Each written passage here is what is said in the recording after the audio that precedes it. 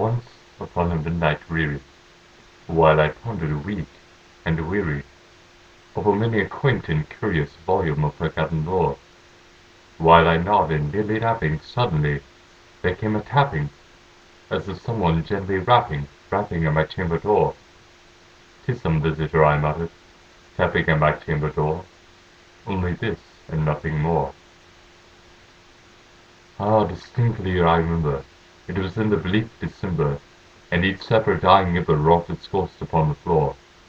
Eagerly I wished the morrow, vainly I had sought to borrow for my books a ceaseless sorrow, sorrow for the lost Lenore, for the rare and radiant maiden whom the angels name Lenore, nameless here forevermore. And the silken sad uncertain rustling of each purple curtain thrilled me, filled me with fantastic terrors never felt before, so that now, to still the beating of my heart, I stood repeating, "'Tis some visitor entreating at my chamber door, 'tis some late visitor entreating entrance at my chamber door. This it is, and nothing more." Presently my soul grew stronger, hesitating then no longer. "Sir," said I, "or madam, truly your forgiveness I implore, but the fact is I was napping, and so gently you came rapping, and so faintly you came tapping at my chamber door, that I scarce was sure I heard you. Here I opened wide the door. Darkness there, and nothing more." Deep into that darkness peering, long I stood there wondering, fearing, doubting, dreaming dreams no mortal ever dared to dream before. But the silence was unbroken, and the darkness gave no token, and the only word there spoken was the whispered word, "Lenore." This I whispered, and an echo murmured back the word, "Lenore." Merely this, and nothing more. Back into the chamber turning, oh my soul within me burning, soon again I heard a tapping, something louder than before. "Surely," said I, "surely that is something in my window lattice. Let me sit and what thereat is, and this mystery explore. Let my heart be still a moment, and this mystery explore. 'Tis the wind and nothing more." Open here I flung the shutter, when with many a flirt and flutter, in there stepped a stately raven of the saintly days of yore. Not the least obeisance made he, not a minute stopped or stayed he, but with mien of lord or lady, perched upon my chamber door, perched upon a bust of Pallas just above my chamber door, perched and sat, and nothing more. Then this ebony bird beguiling my sad fancy into smiling, by the grave and stern decorum of his countenance it wore. "Though thy crest be shorn and shaven, thou," I said, "art sure no craven, ghastly grim and ancient raven wandering from the nightly shore. Tell me what thy lordly name is on the night's Plutonian shore." Quoth the raven, "Nevermore." Much I marvelled this ungainly fowl to hear discourse so plainly, though its answer little meaning, little relevancy bore. For we cannot help agreeing that no living human being ever yet was blessed with seeing bird above his chamber door, bird or beast above the sculptured bust above his chamber door, which such name is Nevermore. But the raven, sitting lonely on the placid bust, spoke only that one word, as if his soul in that one word did he outpour. Nothing further than he uttered, not a feather than he fluttered, till I scarcely more than muttered, "Other friends have flown before. On the morrow he will leave me, as my hopes have flown before." Then the bird said, "Nevermore."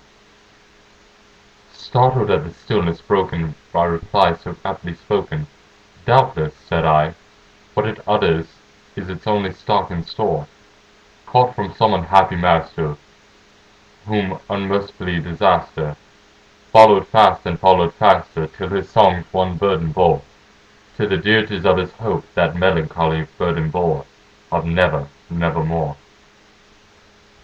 But the raven, still beguiling all my sad soul into smiling, straight I wheeled a cushioned seat in front of the bird and bust and door. Then, upon the velvet sinking, I betook myself to linking fancy unto fancy, thinking what this ominous bird of yore, what this grim, ungainly, ghastly, gaunt, and ominous bird of yore meant in croaking nevermore.